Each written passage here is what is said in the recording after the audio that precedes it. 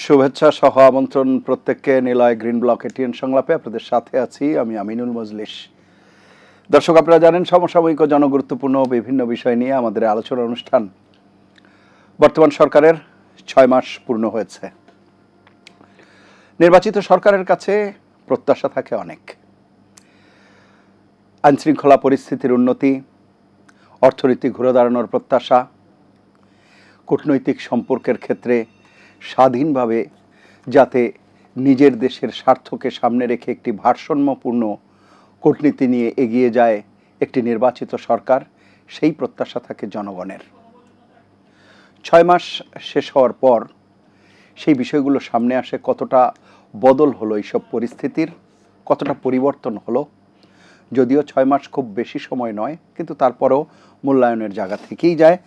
আমরা আজকে আলাপ করব কেবলমাত্র সরকারের 6 মাসের খতিয়ানই আমরা আলাপ করব না, পাশাপাশি ভারত বাংলাদেশ সম্পর্কে সাম্প্রতিক সময়ে যে টানাপোড়েন বা যে উত্তাপ তৈরি হয়েছে সেগুলো নিয়েও আমরা আলাপ করব। সঙ্গত কারণেই আমাদের আজকের আলোচ্য বিষয় আমরা রেখেছি ঢাকা দিল্লি সম্পর্কের তাপ চাপ।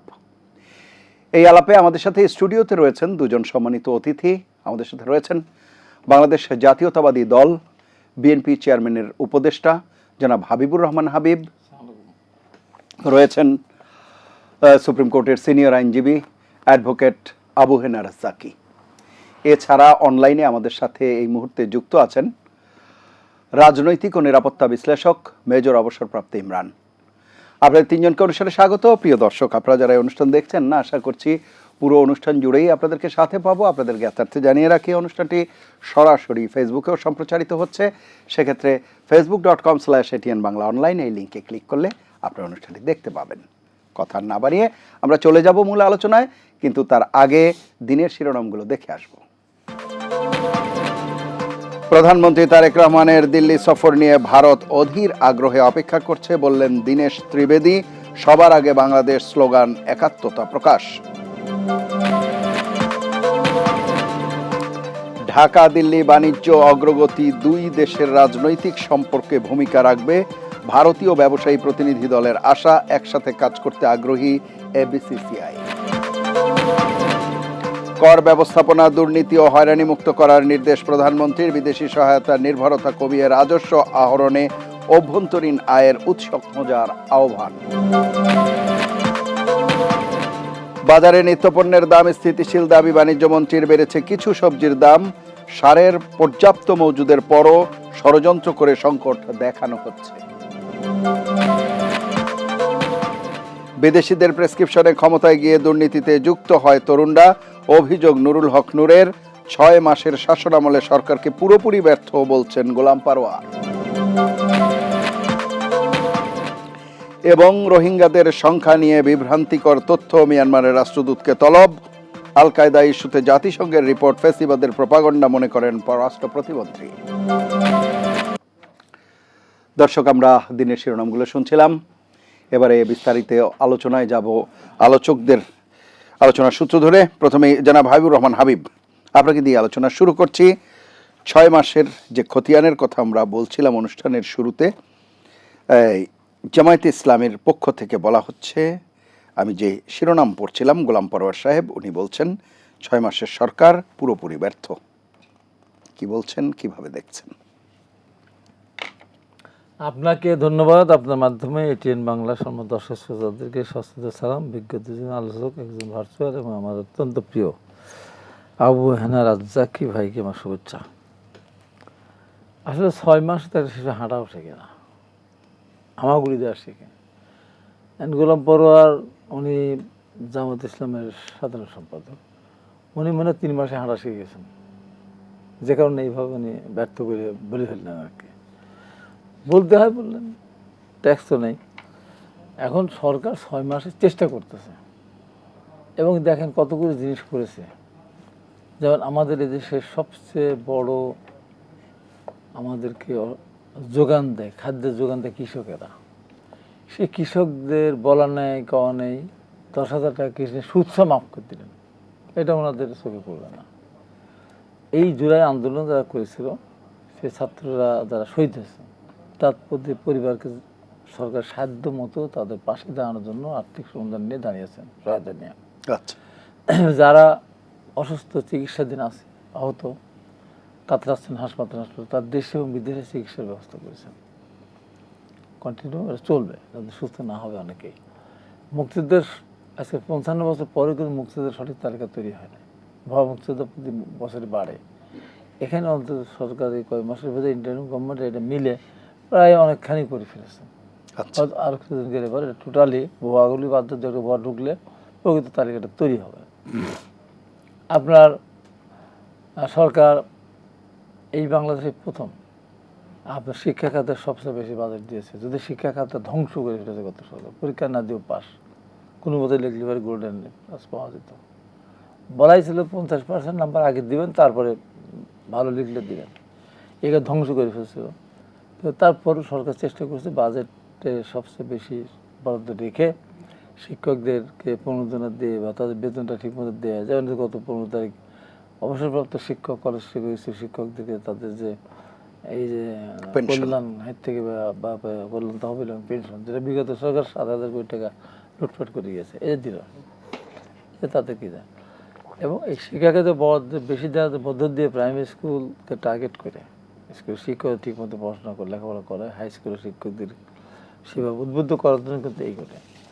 তারপরে সরকারের যদি সরকার প্রধানের কথা যদি মনে করি, এই যে আগে প্রধানমন্ত্রী যাওয়ার মিনিমাম 40 মিনিটের ভিতরে কেউ ওই এলাকা ত্যাগ করতে পারতো না, আসতেও পারতো না, দাঁড়িয়ে থাকতো, ট্রাফিক বন্ধ থাকলো। তো সেখানে কত লক্ষ ঘন্টা, শ্রম ঘন্টা ব্যয় হতো হিসাব নেই। এই প্রধানমন্ত্রী ট্রাফিক জেনারেল নর্মালি চালান, আমরা যেমন চলি সে তেমন চালান, সিগন্যাল পড়লে বসে থাকলেন। এই যে প্রধানমন্ত্রীর সাথে 15-16টা গাড়ি থাকতো, হুইসেলের বাজার যাতে মোটর সাইকেল এটা সেটা, উনি সেখানে কমিয়ে 5-6টা নিয়ে আসছেন, 5টা বানিয়ে গাড়ি আছে। তারপরে আপনার ফ্যামিলি কার্ড দেওয়ার মধ্য দিয়ে অন্তত 43 লক্ষ মানুষকে দেওয়ার কথা, ধীরে ধীরে দিবেন, তারপর পুরোপুরি ই করবেন। তারপর এখন পাইলট এই শুরু করেছে। তারপরে আপনার কৃষি কার্ড দেওয়া শুরু করেছেন, আস্তে আস্তে ধীরে ধীরে দিবেন। ফ্যামিলি কার্ড কি, হেলথ কার্ড, এমনকি আমার রাজ্যে ভাই হয়তো তাদেরকে সমর্থন করবেন কিনা জানেন না, করেন কিনা তাও জানে, কেউ নাকি করতে পারে। জামাত ইসলামের ভাইদেরকে খুশি রাখার জন্য সব মসজিদে মধ্যে ইমাম, খতিব, মুয়াজ্জিনদেরকে একটা সম্মান দিচ্ছেন, 5,000, 3,000, 2,000, জামাতকে খুশি করার জন্য। তারপর তারা খুশি না, এখনই নামাই না জামাতকে ইমাম মুয়াজ্জিন কি কেবলমাত্র জামাতের? এটা আপনার কি মন্তব্য? আমি এটা আপনার কাছে আপনার এলাকায় হয়তো থাকতে পারে, আপনি ঢালাও ভাবে যদি না হাবিব ভাই, আমি 100 তো বললাম না, আপনি অনুষ্ঠান থেকে আমি বলছি যে আপনার নাম ইমাম মুয়াজ্জিনের সবাই যদি আপনি জামাত বলেন, আমি বলছি কারণ কি আলেম ওলামাদেরকে আপনি একটি তারা আলেম ওলামার মধ্যে তারা কিছু না কিছু হাফ লেখা পড়াশোনা মাদ্রাসা পড়ে কিছু না পড়ে আপনারও সীমাবদ্ধতা থাকতে পারে। আমার থাকতে পারে। সীমাবদ্ধ থাকতে আমার কথা বললে আমি আমার এলাকায় যেটা দেখছি, যে আপনার এলাকায় হতে পারে, আপনার এলাকা দিয়ে পুরো বাংলাদেশকে হয়তো বিচার করা যাবে না, হয়তো অন্য জায়গায় যেমন কওমি মাদ্রাসা বা আরো যারা আছে তারা হতে পারে। অনেকেই আছে জামায়াতের সাথে মানে আমার এলাকায় আমি নীতির সাথে মানে না, এরকম অনেকে এলাকায় আছে। দেখছি, আমার এলাকায় ম্যাক্সিমাম দেখি, সেই জন্য বলছি গেল একটা। তারপরে অন্য সম্পাদ্য বলেন, হিন্দু বলেন, খ্রিস্টান বলেন, বৌদ্ধ, সবার ক্ষেত্রেই করা হয়েছে এটা করছে। তার আমি তো রাজ্যে কিন্তু বয়স ছোট, ছেলে মানুষ তো, আমার তো 65 বছর পার হয়ে গেছে, 70-72। আমি এখন ট্রেনে বিনা পয়সা যেতে পারি, যদি এখন যায়নি। মেট্রোলে 25% কনসেশন। তা আমরা যারা বৃদ্ধ মানুষ, তাদের সরকার প্রতি খুবই খুশি, বিনা পয়সা ট্রেনে যাব। তারপরে আপনার যে আপনি যথেষ্ট মানে ইতিবাচক মন্তব্যগুলো করেছেন সরকারের, আমরা একটু শুনে আসি রাজ্জাকি ভাই কিভাবে দেখছে, কতটা খুশি হতে পারছে রাজ্জাকি ভাই। ধন্যবাদ আপনাকে, আপনার মাধ্যমে এটিএন বাংলার দর্শক শ্রোতা এবং আমার অত্যন্ত শ্রদ্ধাভাজন একজন ভাই হাবিব ভাই। মনের মানে মতামতের অমিল থাকতে পারে, বাট আমাদের সাথে হৃদ্যতার কোনো ঘাটতি নেই। যেমন ভাই বলছে যে জুলাইতে যারা আহত হয়েছে তাদের জন্য সরকার চিকিৎসার ব্যবস্থা করতেছে। বিষয়টা ওখানে না, বিষয়টা হলো জাজমেন্ট নেওয়ার কতগুলো নীতি থাকে, মাপকাঠি থাকে। আপনি জুলাইকে ভালোবাসেন এটাকে প্রমাণ করতে হলে অনেকগুলো বিষয় দেখতে হবে। আপনি যত কথাই বলি না কেন, জুলাই আসছে বলে আজকে হাবিব ভাইয়েরা ক্ষমতায়, নাহলে 29 সালে নির্বাচন হতো। আবার জুলাইয়ের আন্দোলন যখন তুঙ্গে, তখন তাদের পক্ষ থেকে দায়িত্বশীল ব্যক্তিরা বলছে আমরা এর সাথে নাই। আবার সময়ের ব্যবধানে যখন দেখলো যে আচ্ছা জুলাইয়ের কৃতিত্ব না থাকলে এখনকার রাজনীতিটা চলে না, তখন আবার জুলাইয়ের সময় এক দফা দাবি কে করছে পদত্যাগের, শেখ হাসিনার, সেটা নিয়েও স্বাধীনতার ঘোষকের মতো একটা ক্লেইম আসছে। কেউ বলছে হাবিব ভাই, কেউ বলছে রাজ্জাকি, এই যে বিষয়গুলো। তার মানে জুলাই একটা গুরুত্বপূর্ণ ইস্যু, কিন্তু ইনফ্যাক্ট আপনি কোনো অনার করছেন না, কারণ আপনি তাকে ভালোই বাসবেন। যদি ভালোই বাসেন তাহলে তো আপনার জুলাই সনদ বাস্তবায়নের ব্যাপারে একটা স্টেপ নেওয়া উচিত ছিল, এক। দুই, যদি তা নাও করেন, এটা আপনাদের এখতিয়ার, 2/3 মেজরিটি যখন পাইছেন আপনি, তাহলে আপনি একটা সংস্কার কথা দিয়ে আসছেন, আপনার দলীয় ম্যানিফেস্টো সংস্কার ছিল, কিন্তু এখন আসছেন আপনি সংশোধনে। তার মানে আপনি যে প্রতিশ্রুতি দিয়ে আসছেন সেটাকে ভঙ্গ করতেছেন, এক। দুই, তারপরে সেই সংশোধনে আপনি যাচ্ছেন না। কেন যাচ্ছেন না? 70 অনুচ্ছেদ এখনো বহাল আছে। সেই 70 অনুচ্ছেদ থাকা অবস্থায় আপনি রাষ্ট্রপতি নির্বাচন করতেছেন। এই 70 অনুচ্ছেদ এমন একটা অনুচ্ছেদ যেটা ব্যক্তির বিবেককে অকার্যকর করে, নাম্বার 1। আমার বিবেক বলছে যে আমি মজলিসকে ভোটটা দিব, কিন্তু এই 70 অনুচ্ছেদ আমাকে বাধা দিচ্ছে। কেন বাধা দিচ্ছে? আমিও আবার বিবেককে বিসর্জন দিয়ে আমার সদস্যপদ টিকায় রাখতে চাই, থাকতে হবে। তার মানে এখানে বিবেক টিবেক বলতে, ইনফ্যাক্ট রাজনীতিতে আজকে পর্যন্ত বাংলাদেশের রাজনীতিতে বিবেক বলতে কিছু নাই, এবং সেটা তারা বহাল রাখছেন যে বিবেকহীন হতে হবে। 2 নম্বর আসেন, নির্বাচন হলেই কোন সব সংকটের সমাধান হবে। যিনি 20 তারিখে রাষ্ট্রপতি হতে যাবেন তিনি বলছিলেন যে নির্বাচন হলে, নির্বাচিত সরকার আসলে সমস্ত সংকট চলে যাবে। আপনি বিদ্যুৎ এবং গ্যাসের সংকটটা দেখেন, আপনি ব্লেম দিচ্ছেন অতীত সরকার। কোন সরকার? শেখ হাসিনা সরকার। আমি মানলাম তারটাই, কারণ উনি গ্যাস ভিত্তিক বিদ্যুৎ কেন্দ্র করছেন, উনি অন্যান্য ভিত্তিক করেন নাই। পাশাপাশি গত 15 বছর যাবৎ আমরা গ্যাস ইম্পোর্টের উপর ডিপেন্ড করছি, আমার গ্যাস ফিল্ডে আমি হাত দেই নেই। সুতরাং ইম্পোর্ট করলে যেটা হয় সেটা একটা শ্রেণীর সুবিধা পায়, সেই সুবিধার দিকে আপনি গেছেন, প্লাস স্বনির্ভর আপনি হননি, আপনি ডিপেন্ড করছেন তাদের উপরে। এটা একটা সুদূর প্রসারী পরিকল্পনা। কিন্তু বিদ্যুৎ সংকটটা যে রইল, আপনি জাস্ট যদি অন্তর্বর্তীকালীন সরকারের সাথে কম্পেয়ার করেন, আমি নিশ্চিত করে বলছি এই সংকট ছিল না এত ব্যাপক। তাহলে অন্তর্বর্তীকালীন যে সরকারটা, সেও তো ওই অতীত সরকার যাদের কথা ব্লেম দিচ্ছি তাদের পরেই আসছিল। সেখানে মানে যুদ্ধ ছিল না ইরান যুক্তরাষ্ট্রের, সেখানে যুদ্ধ ছিল না, কিছুই ছিল না। আপনি বলতেছেন আচ্ছা যদি তাই হয়, আপনি গ্যাস সংকট, আপনি বিদ্যুৎ সংকট, আপনি তো ওই সংকটে যান, ওই সব বিবেচনায় নিয়ে বাজেটও তো আপনি 1,30,000 কোটি টাকা বেশি করলেন। কি হিসাবে? আপনার নাই তো, আপনি তো কমাইতে পারেন নাই, আরো বাড়াইছেন আপনি। হ্যাঁ, 2 নম্বর আসেন, আপনি বিদ্যুৎ পাচ্ছেন না, আমি বিদ্যুৎ বিল দিব। বিদ্যুৎ দিতে পারতেছেন না, আমি বিদ্যুৎ বিল দিব। শর্ত কি? Capacity charge. বিদ্যুৎ বিল যা কালেকশন করে সরকার, তার 40% ক্যাপাসিটি চার্জ দিতে হয়। তাহলে আপনি আমাকে বলেন, আপনার মন্ত্রী যখন আমাকে বলে যে আপনি 2 বছর আমাদের টাইম লাগবে সবকিছু ঠিক করতে, তা আপনার যদি এত সাহস থাকে, আপনি ক্যাপাসিটি চার্জ যারা নেয় বা যাদেরকে দেন তাদেরকে বলেন না 2 বছর ওয়েট করেন। আপনি জনগণকে চুষবেন আর ওই ক্যাপাসিটি চার্জ দিয়ে সুসম্পর্ক রাখবেন লিমিটেড লোকের সাথে। কারণ যারা ক্যাপাসিটি চার্জ নেয় ব্যক্তি হিসাবে কয়জন, কিন্তু আপনি যদি ক্যাপাসিটি চার্জ না দেন 2 বছরের জন্য, আমি চ্যালেঞ্জ করে বলছি জনগণ আপনার সাথে থাকবে। আর জনগণ যদি আপনার সাথে থাকে, আপনার চেয়ে শক্তিশালী কোনো ব্যক্তি নাই। সুতরাং এইটা যেমন আপনি পারছেন না, আবার আপনি গ্যাস দিবেন না, আমার গ্যাস বিলটা পুরা নিবেন, কেন আমাকে চুষবেন? কারণটা কি? আপনি গ্যাস দিবেন না, বিল নিবেন, হয় না, 1। 2, আমি ধরে নিলাম তর্কের খাতিরে গ্যাস আমি পাচ্ছি না, না পাইতে পাইতে আমি বিল দিতে পারতেছি না, একসময় আমার লাইনটা কেটে দিলেন, তর্কের খাতিরে বলছি। বিদ্যুৎ পাচ্ছি না, আমি রাগ হয়ে বিল দিচ্ছি না, আপনার লাইনটা কেটে দিলেন। আমার বিদ্যুৎ নাই, আমার গ্যাস নাই, আমি খাইয়ে মরি, না খাইয়ে মরি, কিচ্ছু। আপনি চলবেন কেমনে? আপনি যদি বিদ্যুৎ বিল না পান, আপনি যদি গ্যাস বিল না পান, আপনি চলবেন কেমনে? সেটা আপনি ভাববেন না? আপনার জন্য তো অন্য কোনো সংকট লাগবে না, আপনার এই সংকট যথেষ্ট। এটা আপনি কিভাবে ঠেকাবেন? 2 নম্বর আসেন, নির্বাচন হলে পরে আপনার এই আইন শৃঙ্খলা পরিস্থিতির উন্নয়ন হবে, মব থাকবে না। কোনটা কমছে? উপরন্ত স্বরাষ্ট্রমন্ত্রী বদল করছেন, স্বরাষ্ট্রমন্ত্রী আমি ধরে নিলাম এলজেডিতে গেছেন মানে তার প্রমোশন হয়েছে, সাধারণত এটা একটা বড় জায়গা। কিন্তু যদি স্বরাষ্ট্রমন্ত্রীর পারফরমেন্স খুব ভালোই হইতো, তাহলে রাষ্ট্রের জনগণের স্বার্থে, আইন শৃঙ্খলার স্বার্থে ওই পদের চেয়েও তো এইটা বড়, এই দায়িত্বটা বড়, সেটাও আপনি শিফট করছেন। এরপরে আসেন আপনি সংসদে গেলেন, এখনো কিন্তু কাগজে কলমে শিফট হয়নি। আচ্ছা যাই হোক, আজ পর্যন্ত যেটা আমরা জানি, আসলে সরকারি দলের কি অবস্থা, বিরোধী দলের কি অবস্থা পার্লামেন্টে, সেখানে শুরু ফ্রম ডে ওয়ান আপনি একটা গ্যাপ তৈরি করলেন। কারণ 2টা শপথ নেয়ার কথা ছিল, একটা শপথ আপনার নেননি। 2 নম্বর, আপনি সংস্কার প্রতিশ্রুতি রক্ষা করেননি। একটা সংশোধনের কথা বলতেছেন, এখনও তার চেহারা আমরা দেখতেছি না।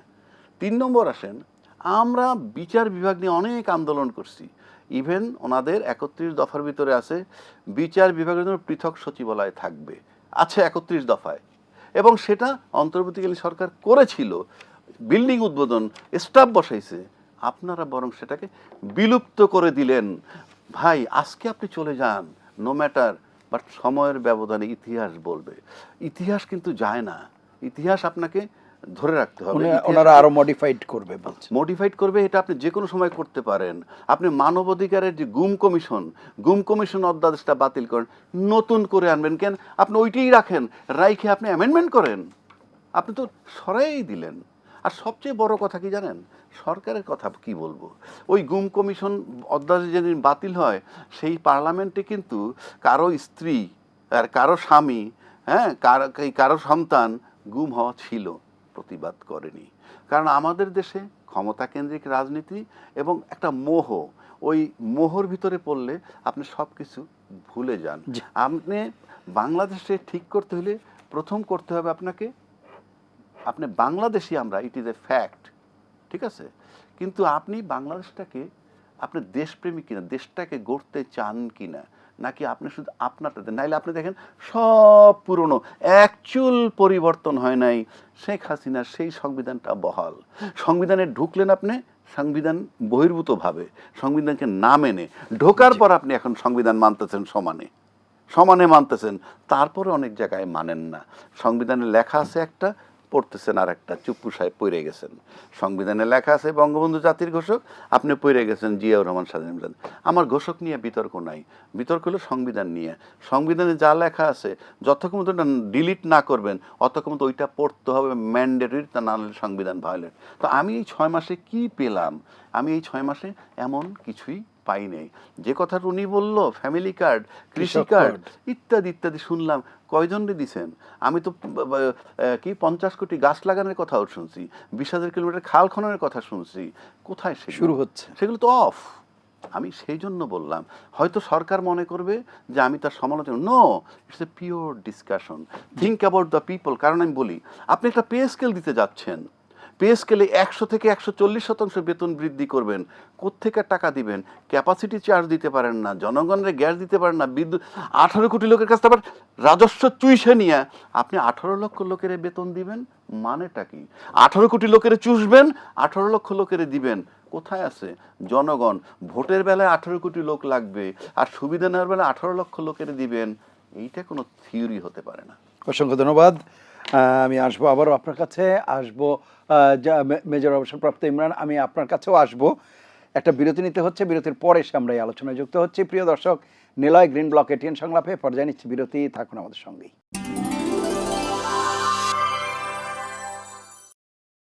ফিরে এলাম নিলয় গ্রিন ব্লক এটিএন সংলাপে, এতক্ষণ সাথে থাকার জন্য ধন্যবাদ। মেজর ইমরান, আমরা বিরতির আগে যে আলাপ করছিলাম, সরকারের 6 মাসের যে খতিয়ান বা 6 মাসের কতটা অগ্রগতি হলো বিভিন্ন ক্ষেত্রে, সেই আলাপ চলছিল।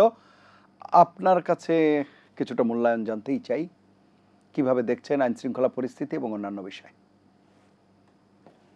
6 মাসে সরকারের যেটা উন্নয়ন, এটা বা যেটা আপনি উন্নতি বলেন, ইতিবাচক দিকটা আমি অন্য ভাবে বিশ্লেষণ করব। সেটা হলো, প্রথমত হলো আমাদের এখন স্ট্রেস নাই, মেন্টাল স্ট্রেস নাই, গুম খুনের ভয় নাই, যদিও কিছু খুন খারাপই হচ্ছে, কিন্তু গুমের ভয় নেই টোটালি। আরেকটা হলো আমার কাছে ইন্ডিয়ান হেজিমনিটা নাই। আর একটা হলো আমরা ফ্রিডম অফ এক্সপ্রেশন, আমরা মনের মতো করে কথা বলি, সরকারের সমালোচনা করতেছি বিভিন্নভাবে, সেমিনারে, সিম্পোজিয়ামে, সব জায়গায়, প্রেস ক্লাবে, everywhere, even publicly we are doing, শাহবাগে বলেন, এখানে বলেন, ওখানে, সব জায়গায়। এবং নিরাপত্তার ব্যাপারটা যদি আপনি বলেন, সেটা নিয়ে আমি সন্তুষ্ট না, বা জনগণ সন্তুষ্ট না। এটা আসলে রাতারাতি সম্ভব না। আরেকটা হলো সবচেয়ে দুঃখজনক যেটা হলো, আমি মনে করি সেটা হলো যে সরকারের জায়গায়, যে জায়গায় যারা থাকার কথা সেইটা না থাকাই সমস্যাগুলি হচ্ছে। মানে ডাক্তারের যেখানে দায়িত্ব, ধরেন একজন বকুল সাহেব, সর্দার সাখাওয়াত হোসেন বকুল, সেখানে আমি আশা করছিলাম একজন ডাক্তার থাকবে, একজন ড্যাবের, মানে বিএনপি তো ডাক্তারের অভাব নেই, প্রধানমন্ত্রীর ওয়াইফও ডাক্তার একজন। এবং এই জন্য আমি ওখানে একটা ওইরকম লোক চেয়েছিলাম। হ্যাঁ, উনি ভালো রাজনীতিবিদ, সাখাওয়াত হোসেন বকুল, বাট এখানে তো স্পেশালিস্টদের একটা ব্যাপার আছে, বিশেষজ্ঞদের একটা ব্যাপার আছে। মানে কিছু টিটবিটস বুঝতে হলে, ইন্টারনাল কিছু জিনিস বুঝতে হলে এখানে কিন্তু ওইরকম দরকার। এখন এই যে নাসিম মাকড়া যদি স্বাস্থ্যমন্ত্রী হয় তাহলে হবে না, তাহলে নাসিমের ছেলে ব্যবসা করতো, এরকম ব্যবসা হবে। এরকম হয় স্যার, তাদের দলের লোকজন ওই যে হাসপাতালে সাপ্লাই দিবে। তো এই জন্য আমি যেটা, তারেক রহমান সাহেবের যেটা বড় অর্জন এই সরকারের, সেটা হলো প্রথমত আমি মনে করি আমাদের যে প্যারামিলিটারি ফোর্স বিডিআর এর মরাল ফিরে আসছে। বিডিআর এখন একটা মেহেরপুরে দেখেন, একটা বাংলাদেশিকে ধরে নিয়ে গেছে মেহেরপুর বর্ডারে, বিডিআর 2টাকে ধরে নিয়ে আসছে। আগে ওই ধরে নিয়ে যেত, তারপর লাশের জন্য ওয়েট করতো। This is the difference. এটা এখন ট্রান্সপারেন্ট, এটা একাধিক ঘটনা ঘটেছে, এটা লালমানিয়াটা হয়েছে। সুতরাং এই যে ফোর্সের যে মরাল আপ হয়েছে, এইটা আমি মানে মনে করি যে বিশাল একটা অর্জন। আর যেমন মানে ওই যে কি হবে, ওই যে এতকে 24 লাখ টন খাদ্য মজুদ, এগুলো ঠিক আছে, এটা ওকে, ইটস ওকে। শিক্ষা বাজেট বিরুদ্ধে, এগুলো ওকে, ঠিক আছে। এখন তারপরে আপনার যে কিছু লোকের পানিশমেন্ট হচ্ছে, যেমন ভারতে গিয়ে মানে আছে কিন্তু বাংলাদেশে বেতন নিচ্ছে, এরকম কিছু লোকজনের চাকরি বাকরি ক্লোজ হচ্ছে, হ্যাঁ, দেশের বাইরে আছে। তো এখন বাংলাদেশে নাগরিক আবার ভারতের নাগরিক, তাদের নাগরিকত্ব বাতিলের ব্যাপারে কথা হচ্ছে। এগুলো সরকারের পজিটিভ জিনিস। আরেকটা হলো পররাষ্ট্র মন্ত্রণালয়, যেটা আমাদের ডক্টর খলিল সাহেবের, আমি মনে করি he should be given credit. আমি সবচেয়ে মনে করি তার পারফরমেন্স হলো আমার কাছে দৃষ্টিনন্দন, এবং আমি খুব স্যাটিসফাইড। এখন আপনার 180 দিনের যে অর্জন বা 6 মাসের যে অর্জন, এটা নিয়ে আসলে ঢেকুর তোলার কিছু নাই, আত্মতৃপ্তির কিছু নাই কিন্তু এখনো। এটা হলো একটা মানে প্রধানমন্ত্রীর আমার মনে হয় একটা ফিডব্যাক নিয়েছে, কে কি অবস্থা, কার কি পারফরমেন্স। একটা পারফরমেন্স তো প্রধানমন্ত্রী অলরেডি প্রতিদিনই পায়, বা যারা ভিআইপি লেভেলের মন্ত্রী বা ওই ধরনের, ডিজিএফ এর মাধ্যমে একটা রিপোর্ট প্রধানমন্ত্রীর কাছে যায় এভরি নাইট। এছাড়া এই যে সামগ্রিক একটা ব্রিফিং, প্রেস ব্রিফিং হয়েছে, এখানে এইটা একটা সবাই জানলো, মানে আমার কি পারবে। এখন অনেক কিছু কাগজে কলমে ভবিষ্যতে হবে, কতটুকু হবে, মানে আমাদের বাজেট বড়, আমি ট্যাক্স কালেকশন করবো, আসলে বাস্তবে ইনকাম ট্যাক্স কালেকশনের রেট খুবই স্লো, এবং এটা খুব একটা সুবিধাজনক না। এই জন্য তারপর আমি সরকারকে সাধুবাদ জানাই এই জন্য যে আমাদের বড় হলো অর্জন, আমরা খুব মনের জোরে এবং ভীতি ছাড়া, আতঙ্ক ছাড়া কথা বলতে পারি, মুভ করতে পারি। ওই কাউকে ধরে পুলিশ ইয়াবা ঢুকাই দিবে না, মানে ফলস করবে না। এই যে পুলিশের যে একটা বাড়াবাড়ি ছিল, মানে আইন প্রয়োগকারী সংস্থার অসম্ভব বাড়াবাড়ি, এইটা কমছে। তবে ভূমি অফিসটা অনেকটা উন্নত হয়েছে। গাজীপুরের ডিসি সাহেবকে একটা ঘটনা আমি দেখলাম, ও সবগুলিকে সাসপেন্ড করেছে, কিন্তু আমি এগুলো সাসপেন্ড না, এগুলোকে বরখাস্ত করে জেলে পাঠানো দরকার। তা আমি এই ধরনের যদি কিছু হয় আরো খুশি হতাম, যদি সিনহা বা আমাদের বুয়েটের যে আবরার হত্যা হলো, এইটার যদি একটা রায় হতো, যারা বাংলাদেশে আছে, জেলে আছে, এদের দুই একটা ফাঁসি বা যাবজ্জীবন আমৃত্যু ইয়ে হতো, জেল। এই কারণ পলাতক আসামির আপনি যদি মৃত্যুদণ্ড দেন আর যাবজ্জীবন আমৃত্যু জেল দেন, ওইটা আমরা মনে হয় যে মানে বাস্তবতা মানে সাথে আমাদের মিল খায় না। কারণ বাংলাদেশে জাস্টিস ডিলেড, জাস্টিস ডিনাইড। আর যে নাই তাকে আমি মৃত্যুদণ্ড দিলেই বা কি, আর ফাঁসি দিলেই বা কি, এবার অন্য কিছু দিলেই বা কি। এই জন্য আমি তারপর আই এম হ্যাপি যে গভর্নমেন্ট ইজ ডুইং বেটার। তবে প্রধানমন্ত্রীর আশেপাশে যারা আছে, আমি মনে করি তার এখানে কিছু সিনিয়র সিটিজেন দলের যারা আছে সিনিয়র সিটিজেন, তাদেরকে আনা উচিত, যারা অভিজ্ঞ এবং যারা, তাহলে আমরা মনে হয় আরো পূর্ণতা পাবে এবং আরো পারফরমেন্সটা ভালো হবে। এইটা আমার অসংখ্য ধারণা। ধন্যবাদ। আমি আবার আসবো আপনার কাছে। আমরা শুনে আসি জনাব হাবিবুর রহমান হাবিব বেশ কিছু প্রসঙ্গ উল্লেখ করেছেন জনাব আবু হেনা রাজ্জাকি, সেই সব বিষয় দিয়ে যদি আপনি শুরু করেন। আবু হেনা রাজ্জাকি তো দিনকেও রাত বানাতে পারেন, রাতকে দিন বানাতে পারেন, এত সুন্দর করে বলতে পারেন। কোনটা দিনকে রাত বানালেন আর কোনটা রাতকে দিন বানালেন? ওই যে বললেন এটা হয় নাই, সেটা হয় নাই, এটা হতে পারে, সেটা হতে পারতো, বলে না এতভাবে বললেন সুন্দরভাবে, আমি এখন মুখস্থ করে ফেলছি, ঘুম এসে গেছে ভারী কথা শুনে। গ্যাস বিদ্যুৎ সব কিছু নিয়েই সংকট। এখন উনি যদি জামাত রাষ্ট্র ক্ষমতা আসতো, তা ইরানকে তো আক্রমণ করতো না ট্রাম্প, ইসরায়েলও করতো না, ভয়, কারণ তেলের ক্রাইসিস হতো না, তাহলে তো আজকে এই বিদ্যুতের সংকট হতো না। তেল তো বিদ্যুৎ। আর গ্যাস 15.5 বছর আওয়ামী লীগ গ্যাস উত্তোলন করার কোনো ব্যবস্থা করেনি, এলএনজির উপরে নির্ভরশীল ছিল তাদের ব্যবসায়ীদেরকে বড়লোক বানানোর জন্য। তো সেই এলএনজি হঠাৎ করে গ্যাসের সংকট দেখা দিতে পারে। এই যে যেটা এলএনজিটা আসলো 2 জাহাজ সামিট গ্রুপের একটা কি এক জাহাজে, কী যন্ত্রপাতি গন্ডগোল, ওরা ভিড়তে পারে কী জানানো কাহিনিটা শুনলাম, এই সাংঘাতিক ক্রাইসিস হয়ে গেছে। এই ক্রাইসিসের সঙ্গে সঙ্গে এই ক্রাইসিসটা, তো এখন বৈশ্বিক ক্রাইসিসের কারণে যদি বিএনপি দ্রব্যমূল্য যদি ক্রয় ক্ষমতার মধ্যে বা বৃদ্ধি ঠেকাতে না পারে, বিএনপির দোষ। যদি এরা আক্রান্ত না হতো, এই তেলের দাম না বাড়তো বা রেগুলার পাওয়া যেত আগের মতো, তাহলে 15% তো ডিজেলের দাম বাড়াতে হতো না। অকটেন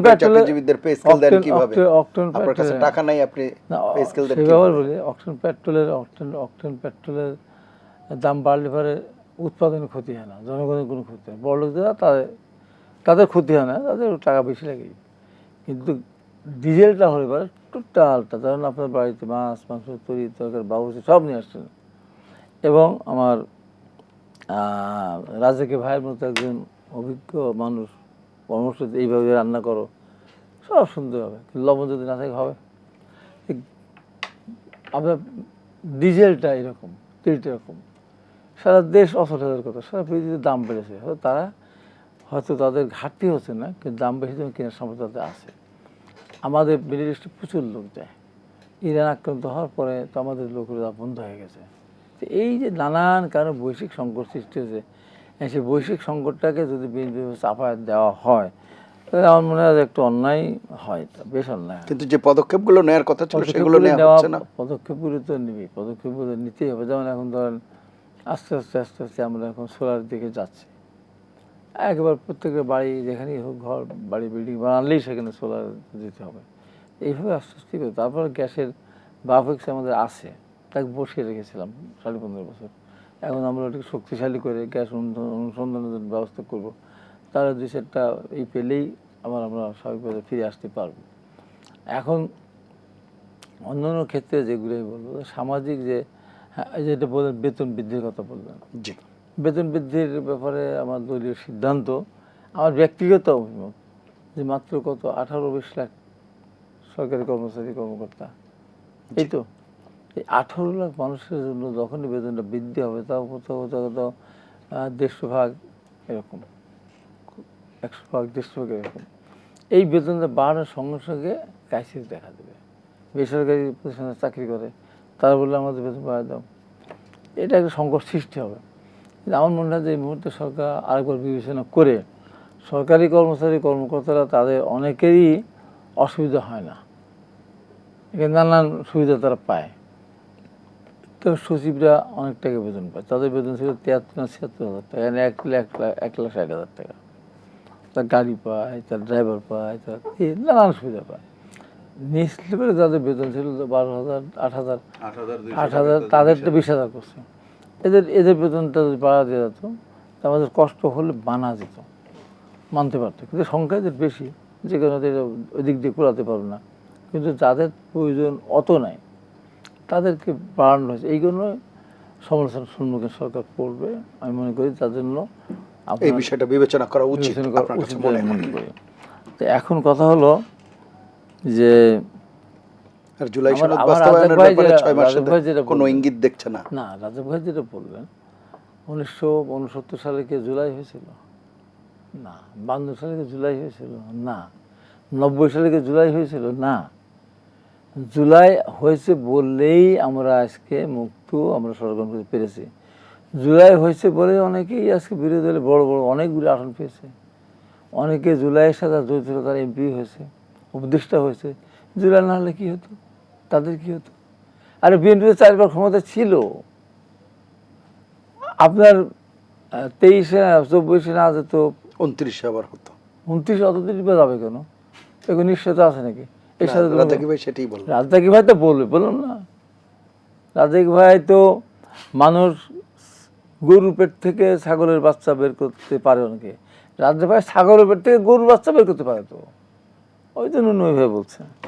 এখন কথা হলো যে অনেকগুলো আন্দোলনের জিনিস সাথে আছে। প্রথম দিকে ছিলেন না আপনারা হ্যাঁ। কৌশলগত কারণে। আমরা কৌশলগত কারণে আমাদের লোককে ছিল না, আমাদের একদিনে হয়।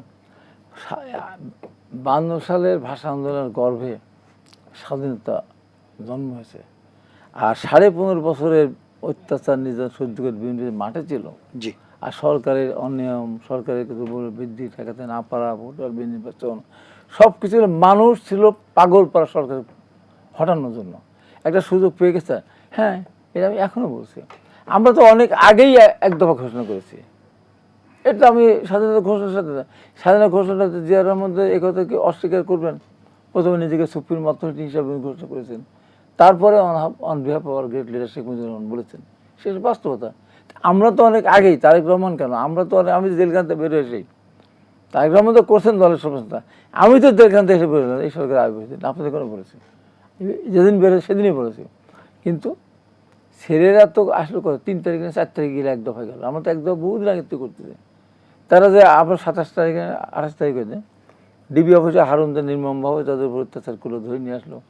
তারপরে তাদের কাছ থেকে খাওয়ায় দাওয়ায় মুসলিক আদায় করলো দূর করে। আমি সেদিন কী বলেছিলাম, আমি যখন আত্মগোপনে ছিলাম, ওখান থেকে ভিডিও পাঠালাম, ভিডিও করলাম, ছাড়লাম যে তোমরা কেন করলাম? তোমাদের আঙ্গুল দিয়ে কেটে দিত, তোমাদেরকে মেরে ফেলতো না, তোমার ধরে নিয়ে আসা পৃথিবী দেখেছে, তোমার বাবা মা দেখেছে, আমরা দেখেছি। আমি তো 90 সালে আন্দোলন করেছিলাম। আমি যেন এর সাথে প্রথমে রাজি হলাম না, মন্ত্রিত্ব নিতে গেলে অস্বীকার করলাম। টাকা পয়সা, গাড়ি বাড়ি সব আনলিমিটেড, যা আমি চাবো তাই। যারা মিডিয়েটার ছিল, নেগোসিয়েটার ছিল, তারা আমাকে বলে আপনি কী চান? তারপরে আমার প্রশ্ন না, শেষ পর্যন্ত বলে আপনার জন্য একটু বুলেট উপেক্ষা করেছে। আমি ওটা ভালো দিন আমি খেতে রাজি আছি। আমি তো জিহাদের লাশ অপরাধ পাওয়াদের শপথ নেওয়ার পর আপনি বাড়ি যাইনি তো। আমি তো সাদদের বাসায় বাসায়, দুর্গাধার ভট্টাচার্য, হাসানদার বাসায়, খন্দকার বাসায় বাসায়, সাদদের বাসায় থাকতাম।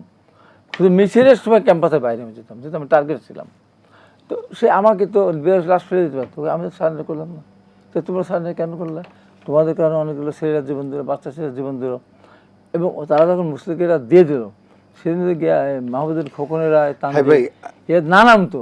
রাজ্জাক ভাই যে কথা বলতেছেন, যে কথায় কথায় বলেন, আবার জামাত ইসলামের বলে, রাজ্জাক ভাই জামাতে করেন না অবশ্য, বেস্টে যাবে না, সেদিন জামাত করে না। এখন কথা হলো যে তারা তো মগবাজারের এতটুকু তালা এটা খুলতে পারে নাই, সারা বাংলাদেশ এত তালা খুলতে পারে না। আমাদের তো ম্যাডাম কয়েকদিন আটকে রেখেছিল, তাই এই কথাটাই বলে বালুর ট্রাক সাথে পারেন নাই। তা আপনারা যে তালা খুলতে পারেন সে কথা একবারও করেন নাই। আজকে যদি জুলাই না হতো, এই যে 70-80টা সিট পাওয়া, আওয়ামী লীগের ভোট নিয়ে, বিএনপির বিশ্বাসঘাতক বেঈমান মির্জাফরদের ভোট নিয়ে, টাকায় দিয়ে ভোট কিনে, প্রশাসনকে ভোট কিনে, আমার ওখানে কথা বলবো যে ঘোষণা দিয়ে না নিতেন, এতগুলো আসন পেতেন। বিএনপিতে ক্ষমতা 3-4 বছর ছিল না, আর 1 বছর পরে হতো। বিএনপি ঠিকই ভোট জামাতে গেছে, আপনাদের ওখানে আসে নাই? আমার ওখানে খুবই কম। আমার ওখানে আপনার আসনের কথা, আমার আসনের কথা বলি, ওখানে জামাতের প্রার্থী তার আপন ভাইরা এই সর্দি পৌরসভার মেয়র ছিলেন এবং আওয়ামী লীগের সেক্রেটারি। সে টোটাল ভোট অর্গানাইজ করেছে। আইনশৃঙ্খলা পরিস্থিতির বিষয়ে বলবেন। আইনশৃঙ্খলা পরিস্থিতি শুনে না, আমি আইনশৃঙ্খলা পরিস্থিতি, আমার ওখানে 3-4 দিন ধরে অরাজকতা চলছে। আমার ওখানে আজকেও থানা ঘেরাও করছে, কালকেও থানা ঘেরাও করছে। কারণ হলো আমার ওখানে যে স্বতন্ত্র প্রার্থী ইলেকশন করলো যে মোটর সাইকেল নিয়ে, তাকে পরিচিত করলো এক্স এমপি সিরাজ ইসলাম সর্দার। চিন্তা করেন কতখানি বেইমান বিশ্বাসঘাতক। সে এমপি ছিল, সেন্ট্রাল গভর্নমেন্টের সদস্য, এখনও জেলা ছিল, প্রেসিডেন্ট ছিল, তার কেন্দ্রে সে দাঁড় করে রাখলো। সে নিজেও ক্যান্ডিডেট ছিল, প্রত্যাহার করে নিল। জাকারিয়া পিন্টু তাকে মোটরসাইকেল মার্কা তাকে সমর্থন দিল। তাকে দেওয়ার পর তার কেন্দ্রে মোটরসাইকেলকে দিল, মানে হোন্ডাকে দিল 5.5 ফুট, আর জামাত ইসলামকে ভোট দিল 1750 ফুট। আমি পেলাম 1000 মতো। মানে আপনাদের দলের সেটা অন্তর্দ্বন্দ্ব। আমার দলের অন্তত এক দিতে গেল, এটা গেল, এবং তার সাথে তার যে সাথী সহযোগিতা আগে যারা ছিল, এটা আমার দলের কথা বলছে, সেই ওই জায়গায় পিন্টু সন্ত্রাসী মাস্তান ওর নিজের আপন ভাইকে গুলি করে মেরেছে তার মায়ের সামনে, 8-10টা খুন করেছে এলাকায়, মানে একেবারে মানুষের অত্যাচার, নিজে তার ভাইরা 4 ভাই দল থেকে বহিষ্কৃত। এই বহিষ্কৃতদের এই সন্ত্রাসী মাস্তান এবং মাদকের নিয়ন্ত্রক, গডফাদার, মাদক, অস্ত্র, সব কিছু। তো তার ভিতরে ঢাকায় যে কোর্টে যখন ফাঁসির আসামি 9 জন ছিল, ওর ভিতরে জাকারিয়া পিন্টু ছিল, এরাও 3 ভাই ছিল। যাই হোক, সেখানে সাংবাদিকদের সাথে অসৎ ব্যবহার করে বহিষ্কার হয়েছিল। সেই মাস্তানরা ওখানে মাদক নিয়ন্ত্রণ করে, সব নিয়ন্ত্রণ করে, চাঁদাবাজি সব কিছু করে। এই বিজেপি 20টা কারখানা আছে, সবগুলি তারা নিয়ন্ত্রণ করে, 1-2টা বাদে।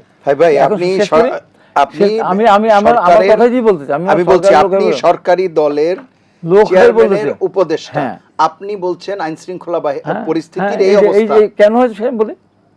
সেটা হওয়ার কারণ করে ওখানে আমার ওখানে কথা আমি বলতেছি, সেই মাস্টানেরা জুবাইর বাপি দেখছেন তো, জুবাইর বাপি কয়েকদিন ধরে এইসব প্রতিকার করার জন্য কাপড় মাথায় বেঁধে সাংবাদিক প্রতিদিন, কালকে তার একটা অস্ত্র আছে লাইসেন্স করা, তার জীবন রক্ষা করার জন্য। ওইটা তো বড় অস্ত্র, মানে যে শর্টগান, ওইটা পকেটে রাখা যায় না, ওইটা নিয়ে মাথায় কাপড় বেঁধে শরীরে পেঁচিয়ে সে হাঁটতে হাঁটতে গিয়ে থানায় গেছে। থানায় গিয়ে বলেছে ওসিকে যে আপনি অমুক মাদক আব্দুল কারা কারা সব আছে, নাম বলেছে, ওদেরকে গ্রেপ্তার করা না পর্যন্ত আমি থানায় থাকবো। ওদের গ্রেপ্তার করেন, আমার বৈধ লাইসেন্স করা আমি অস্ত্রটা আমি জমা দিয়ে ঢাকা যাবো। আমার এইটাই যে এইটা আমি দেখতে চাই। তখন ওই মাস্তানেরা, ওই মাদক ব্যবসায়ীরা, ওই সিন্ডিকেট যারা অস্ত্র ব্যবসায়ীরা, এবং সুদের উপরে 10,000 টাকা নিলে প্রতিদিন 200 টাকা সুদ দিলেও আবার টাকা কমে না। এই সাথে জামাতের একাকার হয়ে গেল, জামাতের হাফিজ মেম্বার নামে একজন আছে, এক সন্ত্রাসী, এরা মিলে থানা ঘেরাও করলো, ওকে গ্রেপ্তার করতে হবে। তারপরে প্রশাসন জানছে ও তো গুলিও করে নাই, কাউকে মারেও নাই, কিছুই করে নাই। প্রশাসন তাকে অস্ত্রটা রেখে সে নিজে অস্ত্র সারেন্ডার করতে গিয়েছিল যে আমি অস্ত্রটা দিয়ে আসবো, কারণ আমার শেষ করি। তখন প্রশাসন ছেড়ে দিয়েছে। আর সে কেন তাকে ছেড়ে দেওয়া হলো, ওই মাস্তান সন্ত্রাসীরা আবার থানায় ঘেরাও করছে, অস্ত্র সাথে করে নিয়ে, অবৈধ অস্ত্র, ওদের কাছে প্রচুর অস্ত্র আছে। কারণ ধরতেছে না, কেন ধরতে, এত অস্ত্র ওদের কাছে আছে, থানা প্রশাসন ভয় পায় তাদেরকে। এবং আরেকটা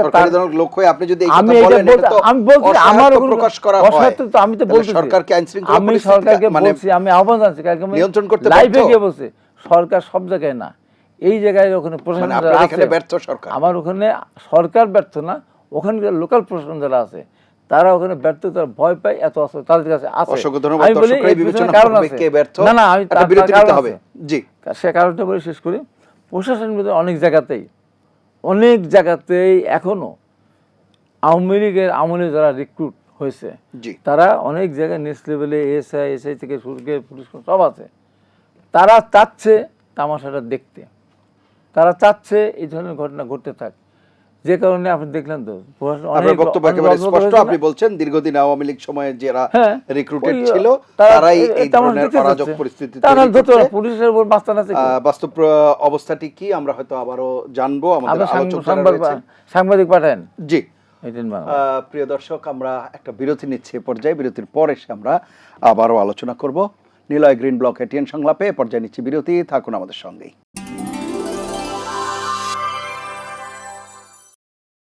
ফিরে এলাম নিলয় গ্রিন ব্লক এটিএন সংলাপে। এতক্ষণ সাথে থাকার জন্য ধন্যবাদ জনাব আবু হেনা রাজ্জাকি।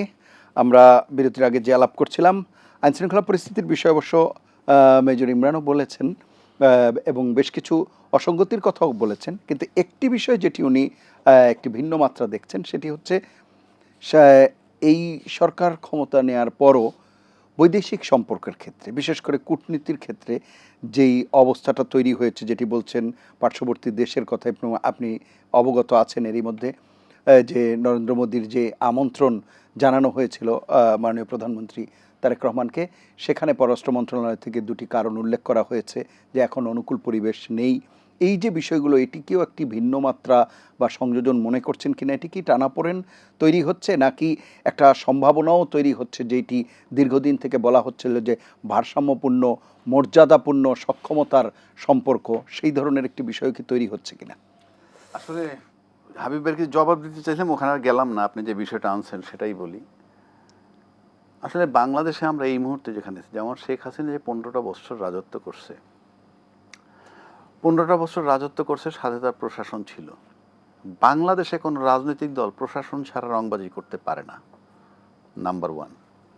প্রশাসন যতক্ষণ পর্যন্ত বিট্রে না করছে ততক্ষণ পর্যন্ত পতন হয়নি কোনো সরকারের, গল্প যে যত করুক।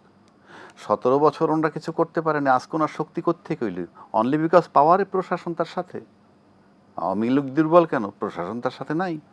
ভেরি সিম্পল, প্রশাসন ছাড়া আপনি কিছু করতে পারবেন না। এবার আসেন ভূ রাজনীতি, যেটা আপনি বললেন। ভূ রাজনীতি বাংলাদেশে দীর্ঘ 15 বছর যাবতই সাংঘাতিকভাবে কাজ করতেছে। করতে করতে করতে করতে এটা যখন একটা চূড়ান্ত ম্যাচিউর পর্যায়ে চলে আসছে, সেই ম্যাচিউর পর্যায়ে গিয়ে শেখ হাসিনা তাল মিলাইতে পারে নাই। এটা আমার ব্যক্তিগত আলোকে বলছি, রিসার্চের আলোকে। কারণ আপনি 3টা শক্তির কাছে, আপনি কোনোটা, আপনার কাছে সবগুলোই পরাশক্তি, মানে আমার কাছে। সেই ভারত বলেন, চায়না বলেন, আমেরিকা বলেন। তো সেই ভূ রাজনীতি যখন এখানে ম্যাচিউরড হয়ে গেছে, সেই ম্যাচিউরড অবস্থায় শেখ হাসিনা খেলতে ব্যর্থ হয়েছে, তাই তাকে চলে যেতে হয়েছে। একইভাবে যদি এখন আসেন, আজকে মনে করেন আমাদের মাননীয় প্রধানমন্ত্রী যিনি আছেন, তাকেও একটু ফরেন পলিসি চুজ করতে হবে। এ পর্যন্ত যেটা আমি দেখছি, যেই খলিলুর রহমান সাহেবের বিরোধিতা করতেছিল এই ঢাকার বিএনপি, যখন তারেক সাহেব লন্ডনে যে একে সরাইতে হবে বলছে, তাকে কিন্তু আমাদের প্রধানমন্ত্রী রাখছে, পররাষ্ট্রমন্ত্রী রাখছে। তাকে পররাষ্ট্রমন্ত্রী রাখার মানেই হচ্ছে এই যে তার যে বিশ্বের সম্পর্ক এবং ইউনূস সাহেবের যে কানেকশন, দুয়ে মিলে আপনি যদি দেখেন একটা যে দৃশ্যমান, মনে হয় দূর থেকে ইউনূস সাহেব এখনও কোঅপারেট করতেছে এই সরকারকে। এবং আপনি একটা জিনিস দেখবেন, এই জাতিসংঘের যে ভোটাভুটি হইল, সেখানে কিন্তু চায়না খলিলুর রহমান সাহেবকে ভোট দিচ্ছে, যেই চায়না কিন্তু আমেরিকা বলয়ের বইলা ধরা হয়। কিন্তু চায়না তাকে কেন ভোট দিছে? চায়না ভোট দিছে এই জন্য যে এখানে ভূ রাজনীতির নামে যদি আমেরিকা চায়নার সাথে কোনো দ্বন্দ্ব হয়, সেটা মিট করার জন্য ক্যাপাবল লোক একটাই আছে, Khalil. There is no second man in Bangladesh. কারণ খলিল সাহেবের অ্যাকসেপ্টেন্স আছে আমেরিকার কাছে, খলিল সাহেবের মেধা আছে দুই দেশের সাথে কথা বলার। সুতরাং খলিল সাহেবরে এই কারণে আমি মনে করি দিস ইজ খুব ভালো চয়েস। এটা আমি আরও টকশোতে বলছি যে তারেক রহমান সাহেবের এই চয়েসটা খুবই ভালো চয়েস হয়েছে আজকে পর্যন্ত। এবং এই খলিলুর রহমান সাহেব, তার সাথে ইউনূস সাহেব কানেক্টেড থেকে থাকে, এই সরকারকে এখন পর্যন্ত স্টেবল রাখার ক্ষেত্রে তারা সাংঘাতিক সহায়ক। এখন আসেন প্রতিবেশী দেশের রাজনীতি। প্রতিবেশী দেশের রাজনীতি যদি আপনি ধরেন, তাহলে আমি যদি ভারতের লোক হইতাম, তাহলে আমি ধরে নিতাম ভারত যা করতেছে তাই ঠিক করতেছে। আবার যদি আমি বাংলাদেশে থাকি, আমি মনে করি বাংলাদেশ যেটা করতেছে সঠিক করতেছে। কারণ আপনি শেখ হাসিনাকে ওখানে আশ্রয় দিচ্ছেন। এখন ন্যাচারাল ব্যাপার যে যিনি একটা এত গণহত্যা করে চলে গেছে এবং সে যাওয়ার পরে আসামি প্রমাণিত হয়েছে, মৃত্যুদণ্ড হয়েছে, এদিকে হাদি হত্যাকারী সে ওখানে আশ্রয় নিছে। আপনার ট্রায়াল বেসিস, আপনি তো ওই প্রত্যাবর্তন চুক্তির নামে অন্তত হাদি যারা হত্যা করছে তাদেরকে তো ট্রায়াল বেসিস আমরা পাঠিয়ে দিতে পারতেন, আপনারা পাঠিয়ে দিতে পারেন, তাহলে আমরা বুঝতাম যে কিছু একটা হচ্ছে। এখন আপনি ফাইনালি চলে গেলেন আদালতের মাধ্যমে। আমি ঠিক বুঝলাম না আপনি আদালত কেন সিদ্ধান্ত নিবে? আদালত যদি সিদ্ধান্ত নেয়, সেখানে ওই যে দালাই লামার একটা কথা আছে, সেখানে আদালত তাদেরকে সিদ্ধান্ত দিছে। তা আদালত সিদ্ধান্ত দেওয়ার যে গ্রাউন্ড তারা বলে, সেটা যদি কেউ পালাইয়া যায়, ওখানে পালাইয়া গেলে আদালত সিদ্ধান্ত নেবে সে পালাই আসছে কিনা, পালাইয়া থাকলে সে শাস্তি হবে, শাস্তির নামে থাকুক আর যেভাবে থাকুক। শেখ হাসিনা তো রাজনৈতিক শেল্টারে আছে।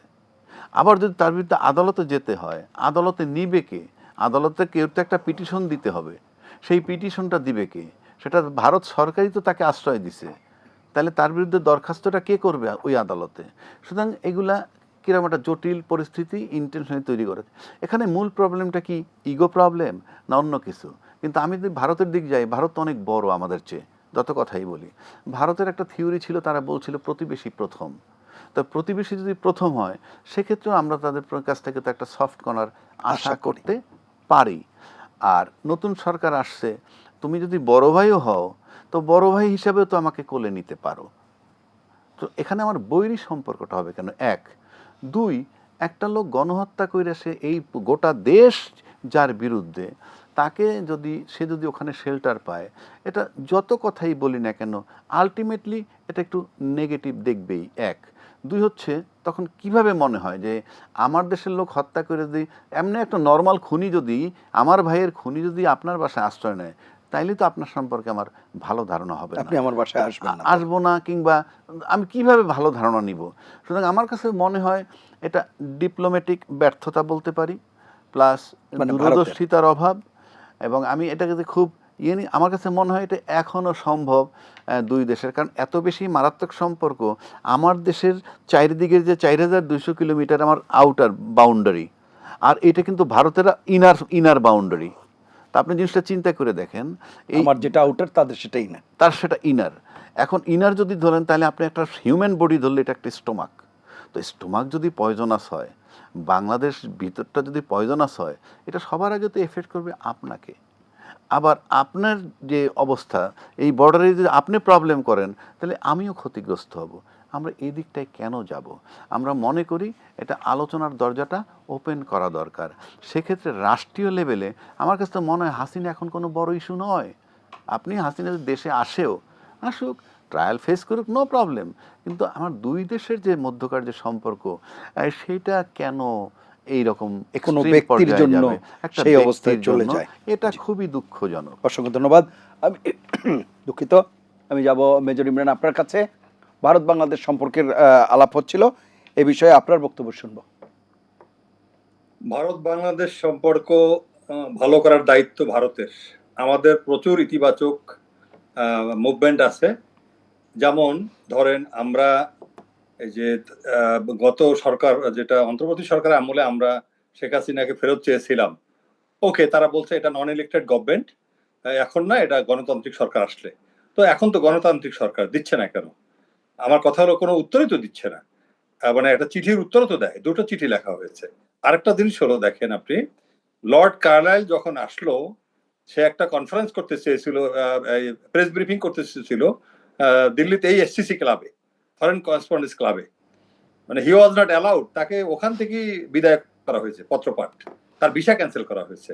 আবার তারা বলতেছে সেই এফসিসিতে শেখ হাসিনার একটা অডিও আপনার কনফারেন্স করে, বা জয়কেও ডেকে এনে বিভিন্ন, তারপরে ইভেন আমাদের সাকিব আল হাসানেরও একটা ইয়ে ছিল।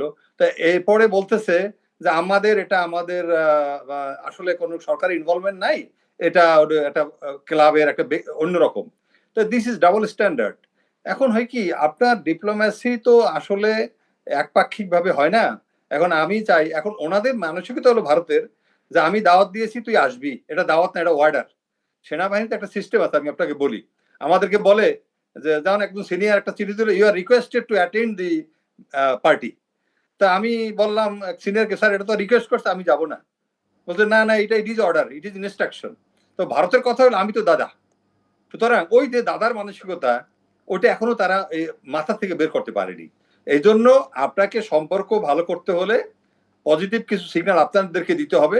দেখেন, আজকে জাতিসংঘে আমাদের ওখানে বলেছে যে আল কায়দা নাকি বাংলাদেশে আস্তানা গাড়তেছে বা এরকম সম্ভাবনা। এই ভারতীয় মিডিয়ার প্রোপাগান্ডা। এখন আমাদের দেশে দেখেন, সাম্প্রদায়িক সম্প্রীতি অসম্ভব ভালো। ভারতে প্রতি মুহূর্তে কি হচ্ছে, আপনি কলকাতা যেটা ভালো ছিল, পশ্চিমবাংলা, সেখানে অবস্থা খুবই খারাপ। You can go and see, আপনার ভিডিওতে আছে প্রচুর।